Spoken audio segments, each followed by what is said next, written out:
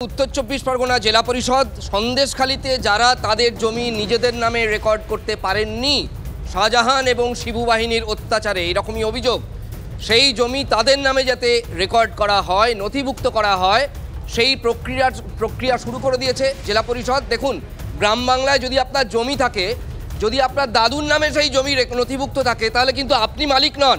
যতক্ষণ পর্যন্ত না আপনার নামে রেকর্ড না হবে ততক্ষণ বিক্রি করার অধিকার আপনার নেই। অত্যন্ত জটিল একটা প্রক্রিয়া। কথা বলবো সুমন মহাপাত্রের সঙ্গে। সুমন, এমন কতজন আছে যাদের নামে, যাদের নিজেদের কেনা জমি কিন্তু তাদের নামে রেকর্ড করা নেই? দেখো, তুমি খুব পরিষ্কার করে বলি যে সন্দেশখালীর বিস্তীর্ণ এলাকা জুড়ে কিন্তু এই জমি সংক্রান্ত একটা অভিযোগ রয়েছে, একটা বিবাদ রয়েছে, এবং এই সুযোগটাকে কাজে লাগিয়ে কিন্তু শিবু হাজরা, উত্তম সর্দাররা, শাহজাহানের বাহিনী যারা, তারা কিন্তু জমিগুলোকে নিজেদের হস্তগত করার অভিপ্রায় চালিয়েছে। বেশ কিছু জমি কিন্তু দখল করে নিয়েছে তারা, বিঘার পর বিঘা জমি। সেই জায়গা থেকে দাঁড়িয়ে আজকে 70 জন তারা কিন্তু তাদের যে অফিসে গিয়েছিলেন এবং গিয়ে সেখানে কিন্তু তাদের নামে জমি রেকর্ড করার যে প্রক্রিয়া তা শুরু করেছেন। এবং বলা চলে এক্ষেত্রে প্রশাসন কার্যত এই পরিস্থিতিকে সামাল দেওয়ার জন্য এই কাজটা করতে রাজি হয়েছে। কিন্তু এরাই বলছেন এর আগে তারা একাধিকবার প্রশাসনের কাছে গিয়েছেন, কিন্তু প্রশাসন কোনো ভ্রুক্ষেপ করেনি। এরা বলছেন বিএলআরও অফিসের সঙ্গে নাকি শাহজাহান বাহিনীর আঁতাত ছিল, তারাই জমি পেয়ে যেত সব। এই প্রক্রিয়া কিন্তু সন্দেশখালীর অভ্যন্তরে চলছে। এখন কিন্তু গ্রামবাসীরা ফুঁসে উঠেছেন, তারা কিন্তু তাদের ক্ষোভ প্রকাশ করছেন এবং অধিকারটা বুঝে নেওয়ার লড়াই লড়ছেন। রাজা, অনেক ধন্যবাদ সুমন। অনেক মানে খেলায় পড়লে সবই করা হয়। এই প্রসেসটাই কিন্তু আগে প্রশাসন অনেক আগে করতে পারতো। যাদের নগদ টাকায় বা অন্যভাবে অনলাইনে যেভাবেই হোক তাদের পয়সায় কেনা জমি রেকর্ড তারা করতে পারছেন না, ভোগ দখল করছে শাহজাহান শিবু বাহিনী। রাজা, দেখো, অভিযোগ কিন্তু একাধিক সেখানে, মানে আমরা যেখানেই বুম ধরছি কেউ না কেউ মুখ খুলছেন, কোনো না কোনো অভিযোগ করছেন। তার মধ্যে একটা গুরুতর অভিযোগ নির্যাতনের, যে অভিযোগে সরব হয়েছেন সেখানকার মহিলারা। রাস্তায় নেমে এসে তারা প্রতিবাদে সামিল হয়েছেন। তারা দাবি করছেন নির্যাতন হয়েছে দিনের পর দিন। জাতীয় মহিলা কমিশনের চেয়ারপারসন আজকে সেখানে পৌঁছন, গ্রামবাসীদের সঙ্গে কথা বলেন এবং তিনি প্রশ্ন তুলেছেন যে কেন শাহজাহান এখনো গ্রেপ্তার নয়। যে প্রশ্ন তুলেছেন সন্দেশখালীর গরিব মানুষগুলো, ঠিক কি বলেছেন তিনি শোনাই, তারপর আসবো আলোচনায়। कोई मर्डर हो, कोई रेप हो, पुलिस कुछ नहीं करती, उल्टा उन्हीं के ऊपर चार्जेस लगाकर। और ये यहाँ की बात नहीं है, एक संदेशखाली की बात नहीं है, पूरे वेस्ट बंगाल में यही हाल है कि ये जो भी हमला है हम साथ हैं खड़े, सेंट्रल एजेंसीज साथ है। कहीं ना कहीं हमको ये सारी रिपोर्ट राष्ट्रपति जी को देनी है और उनका डिसीजन होगा कि आगे क्या करना है अगर इस तरह के हमले जारी रहे तो। अरेस्ट नहीं हो रहा, इसीलिए महिलाएं डरी हुई हैं। अरेस्ट हो जाएगा तो मुझे लगता है कि अरेस्ट के बाद महिलाएं और आएंगी आगे। कहीं ना कहीं हमें इस पे जोर देना होगा कि ये जो शेख है इसको अरेस्ट किया जाए। आपको अगर मैं एक्टर लगती हूँ और मतलब टीएमसी आधी तो एक्टर्स से ही भरी हुई है, वो ऐसा इल्ज़ाम कैसे लगा सकते हैं? उनके नेता एक्टिंग से ही बने हैं सारे, तो वो हमारे ऊपर ऐसे इल्ज़ाम कैसे लगा सकते हैं? हम तो एक ग्राउंड वर्कर है, ग्राउंड पे काम करने वाले लोग हैं।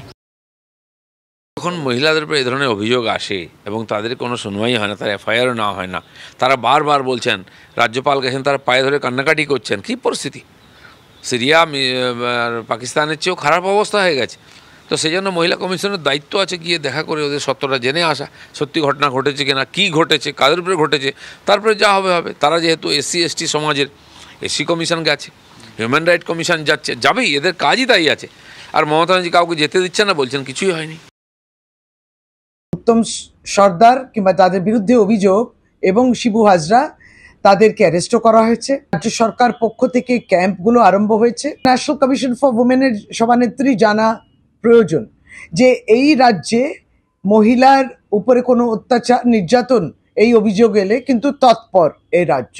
বাংলায় হলে আপনি ছুটে আসেন, আসুন, কিন্তু সর্বত্র অন্য জায়গা কেন যাচ্ছেন না? সুপ্রিয় গুহ আমাদের সঙ্গে রয়েছেন, আমাদের সহকর্মী। সুপ্রিয়, জাতীয় মহিলা কমিশনের চেয়ারপারসন, তিনি সেখানে গেলেন, তারপরের ছবিটা ঠিক কি ছিল? দেখো, আজ সন্দেশখালীতে পৌঁছানোর পর রেখা শর্মা তিনি প্রায় 2 ঘন্টারও বেশি সময় ধরে এই সন্দেশখালীর বিভিন্ন গ্রামে গ্রামে ঘুরেছেন, গ্রামের মহিলাদের সঙ্গে কথা বলছেন। অর্থাৎ যে সমস্ত মহিলারা এতদিন ধরে তাদের অসহায় অবস্থার কথা বলছিলেন, তাদের উপরে যে নির্যাতন হয়েছে, অত্যাচার হয়েছে, সেই সমস্ত কথা বলছিলেন। একেবারে তাদের মুখ থেকে কিন্তু এই অভিযোগগুলো তিনি শুনেছেন। এবং 2 ঘন্টা ধরে গ্রামে ঘোরার পর ক্যামেরা পার্সন গৌরবকে বলবো একটু দেখানোর জন্য। এই মুহূর্তে কিন্তু জাতীয় মহিলা কমিশনের চেয়ারপারসন এবং কমিশনের অন্যান্য যারা প্রতিনিধিরা রয়েছেন তারা সন্দেশখালী থানাতে এসে পৌঁছেছেন। এবং আমরা যেটা যেটা দেখলাম যে গ্রামের দুজন মহিলাকে কমিশনের প্রতিনিধিরা সঙ্গে নিয়ে থানায় এসে পৌঁছেছেন এবং এই মুহূর্তে থানার গেট বন্ধ রাখা হয়েছে। উচ্চপদস্থ পুলিশ আধিকারিকরা এখানে দাঁড়িয়ে রয়েছেন, এমনকি র্যাফ মোতায়েন করা রয়েছে এবং বহু গ্রামের মহিলারা তারা কিন্তু, আমার ক্যামেরা পার্সন গৌরবকে বলবো একটু পিছনের দিকে দেখানোর জন্য, বহু গ্রামের মহিলারা তারা কিন্তু এই থানার বাইরে এসে জড়ো হতে শুরু করেছেন এবং কমিশনের তরফ থেকে যেটা জানানো হয়েছে যে সমস্ত মহিলাদের সঙ্গে তারা কথা বলেছে তারা যাতে নিজেদের অভিযোগ বা সমস্যা। সুপ্রিয়, তুমি যে কথা বলছো মানে